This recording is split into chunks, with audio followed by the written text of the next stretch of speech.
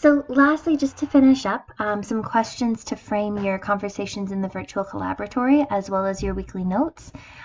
Discuss the concept of land and body sovereignty. How might attachment theory function as a colonial tool in the separation of Indigenous land from body? And in the context of British Columbia, what socio-political histories and conditions might attachment theory exclude? So use these as conversation points to guide your virtual collaboratory.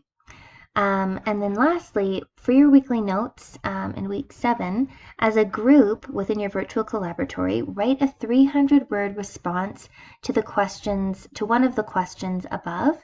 And when you post on Moodle on Sunday, please include all of your group members' names in the title of the post. And that's it. Have a great week, everyone. Thanks.